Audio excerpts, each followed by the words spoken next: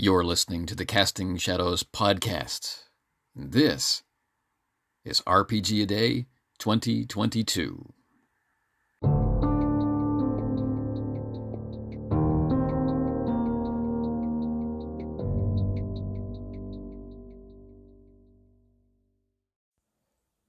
For this 7th day of RPG A Day 2022, this episode will be one of the rare single-day episodes that I'll likely have time for as we go through the month.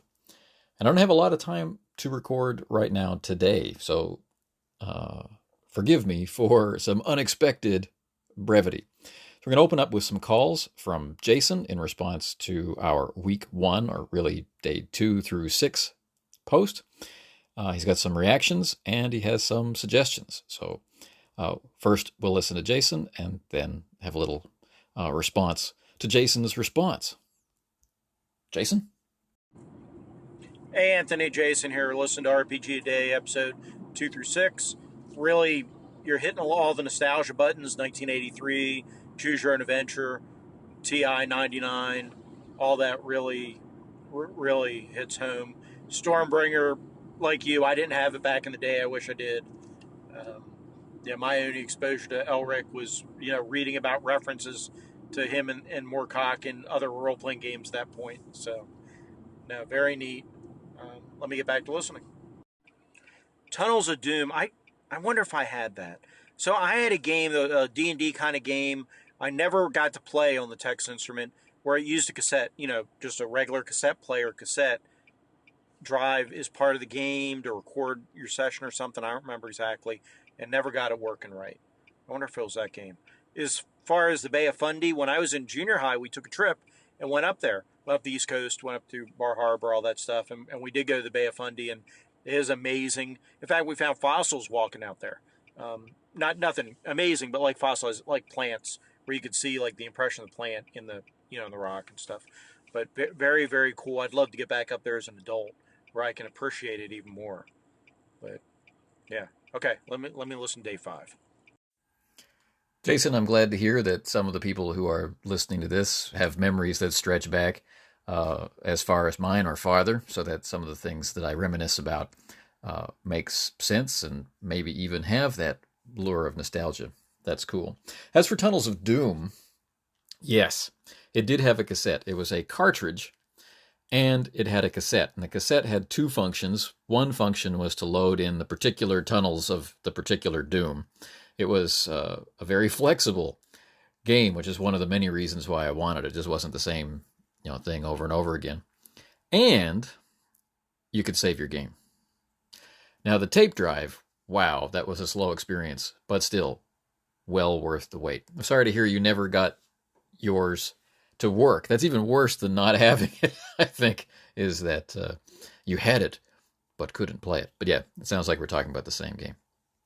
As for fossil hunting, yes, you've nailed one of the few truly bright spots for a scientifically minded individual trapped living in that area. There are a couple of places that you could go to find such things, and if you were really lucky, you went to a school that would take you there on a field trip. If you were lucky. Hey Anthony, so last call, I hope. GM Mastermind, I've heard about it from somebody else, but I haven't listened to it yet. I need to get over there and listen.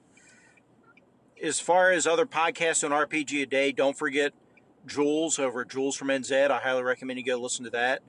She kind of took an approach similar to yours as far as who she was going to introduce the game to. Really great episode she's put out so far. And one caveat, not that it's my place to put caveats on what you say, and I might have misunderstood, but one thing to be careful of when talking about introducing new players to your group and looking for common ground is don't look for too much common ground, because some of the most interesting and productive relationships I've had have been with people I don't have a ton of common ground with, because that difference of opinion and difference of interests can really enrich the whole experience. Take care, and I'll talk to you soon. Very true about common ground.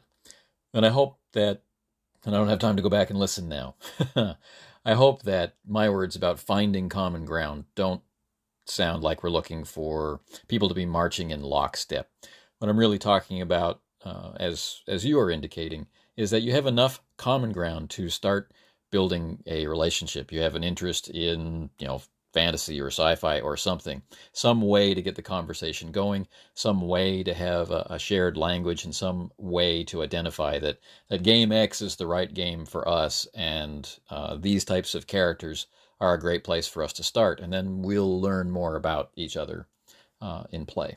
So that's really what I'm talking about with, or certainly mean to talk about when I mention that search for common ground, that recognition of common ground.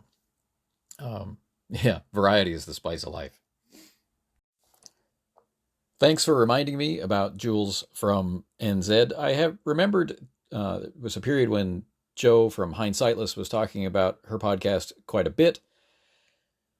And I went looking for it on Anchor, and of course failed because Anchor doesn't want us to find anybody else's podcasts. But I was able to find it this time.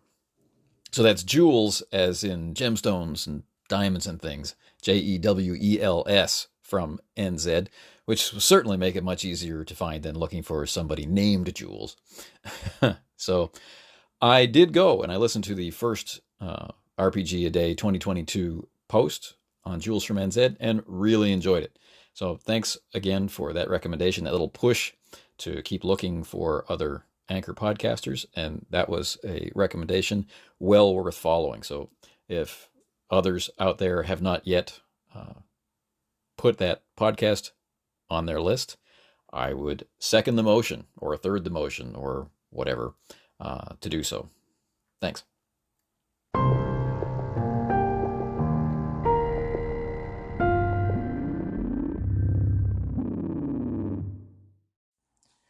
Now let's get to the RPG A Day 2022 part of this RPG A Day 2022 post for day 7. And Sundays are kind of our variety days, where we throw something a little different into the mix. And each of the Sundays during the event are different from the other Sundays. So there's a little bit of, a variety, a little bit of a break as we go through. But this Sunday is, well, maybe it's the easiest one.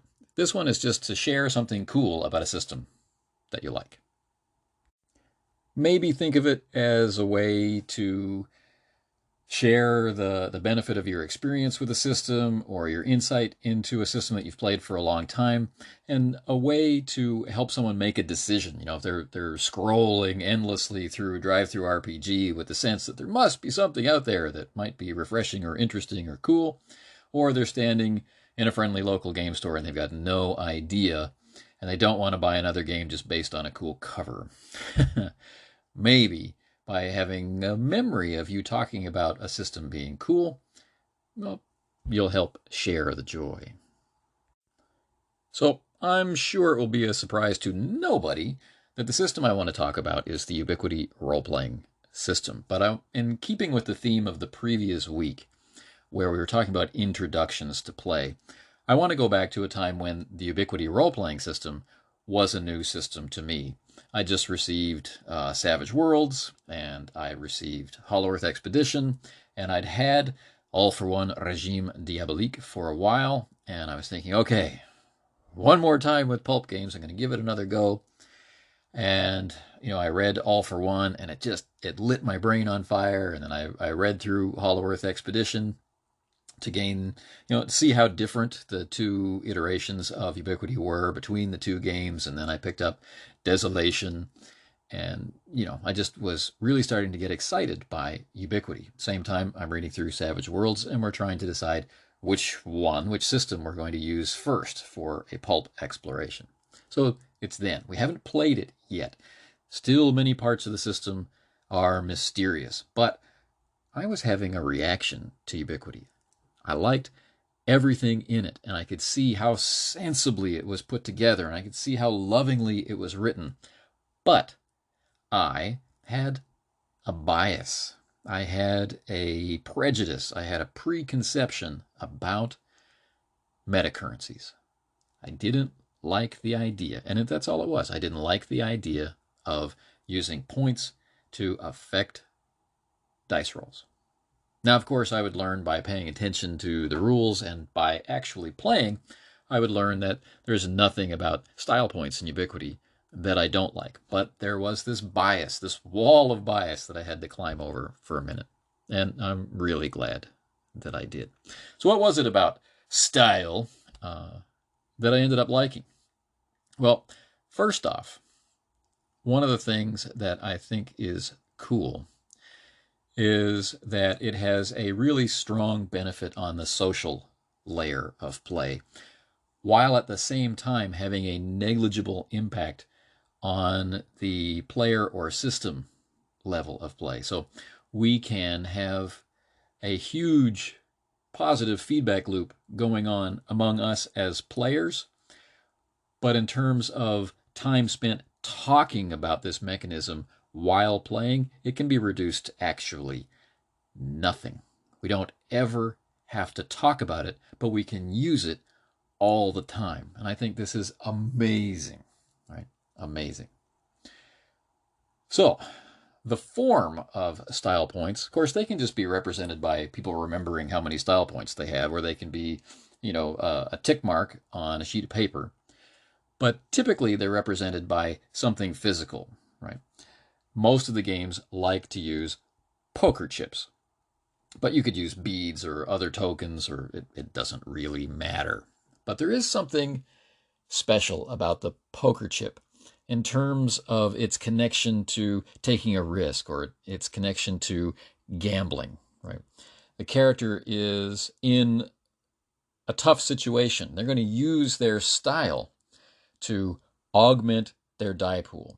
Why can they do this? Well, because the player is going to describe how the character is handling this particular situation in the unique style of that character. How are they bringing the things that make them a pulp character to bear on that problem? A little bit of description, sacrifice of this currency or this resource to gain some extra dice, and maybe those extra dice will be enough to push you over the edge of the difficulty that's before you, so that you can have a resounding success, or so that you can snatch a slim success from the jaws of what seemed like certain failure. It has a fantastic connection to genre. It helps reinforce, it helps build and support and make the genre come to life. That exciting, over-the-top, pulp, action, heroic atmosphere. At the same time, it allows the players to connect with each other. Because where do style points come from? They come from the enjoyment of the group to how you are playing. Right? Now, the Game Master ultimately awards style. But why do they do it? They do it because people cheer you on. They do it because people laugh. They do it because people think that what you just did was amazing and cool. It's this, like I said before, this positive feedback loop of we exert ourselves as players to generate this cool description of how our character does their thing, and it pays off. And then style chips slide across the table from the Game Master, and everyone's nodding their head like, yeah. And then some people might hold up like two fingers saying, no, that really deserves 2 style points because that was just amazing. And maybe that will happen. And then as the conflict or the struggle or the puzzle continues to play out across the table, the style chips are being spent and they're being earned, and there's this ebb and flow across the table, and the things that make the characters are writ large across the conversation that is our play. And it's really cool, which is why I'm talking about it. And like I said before, we never need to talk about it. When we represent these things physically, we can simply slide the chips across the table, or pass the chips to the person, or pass them back to spend them. Well, what do these chips do? Do they allow us to rewrite, or to do a reboot or a retcon? No. Usually, style points are just used to buy dice. They happen before the roll. Or in something like a fight, where we have 2 characters doing an opposed die roll, and the difference between their roll will be the damage that someone takes, the damage that the loser of the exchange will take. Style points can be spent to reduce that damage down, right? That lethal blow sizzling in, we might see it if it were a serial. We might see a zoom in on the arcing fist or the firing pistol or the thrown axe or whatever. And we tense up thinking about the damage that's going to be inflicted upon the hero or the main character or the character. But in the last moment, in the nick of time, something spares them. That's what style can do. That's it. And yet, in order to bring it about, what is the cost? Well, the cost is playing enjoyably from the perspective of the other people at the table and using this resource. And to use the resource, we describe how our character does their thing. So it's just this wonderful loop that does nothing but support and offers no distractions. That's awesome. All right, that's it. That's my cool mechanism. Style points in the Ubiquity role-playing system. There are lots of Ubiquity games. There's the original Hollow Earth Expedition. There's the first license, Desolation, high fantasy brought low. There's the amazing all-for-one Regime Diabolique, which is Musketeers roleplay in a supernatural horror setting of France. And there's Leagues of Adventure, which is about invention and exploration at a time when the world was still a mystery to be solved by most of the people living on it. And that is further enriched by there being Leagues of Gothic Horror and Leagues of Cthulhu. Imagine a new take on the works of Lovecraft, just Lovecraft, with a focus on very dark cosmic horror, but through the lens of Ubiquity. Mm-hmm.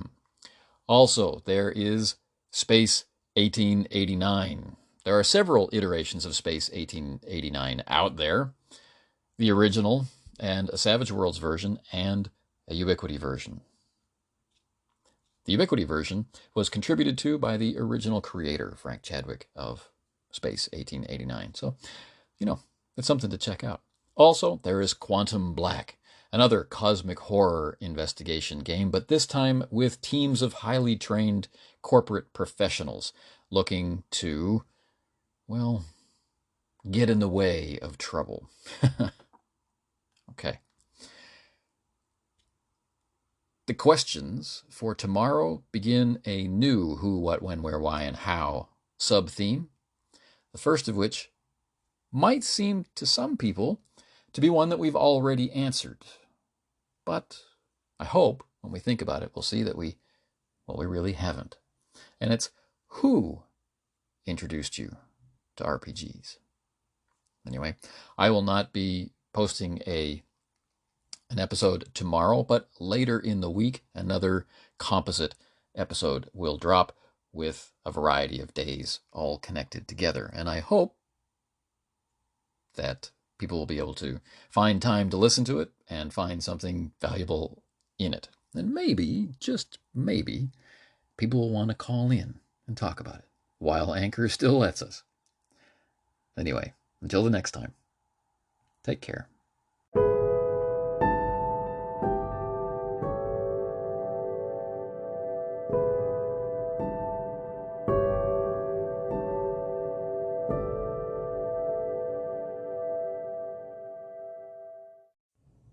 You've been listening to the Casting Shadows podcast.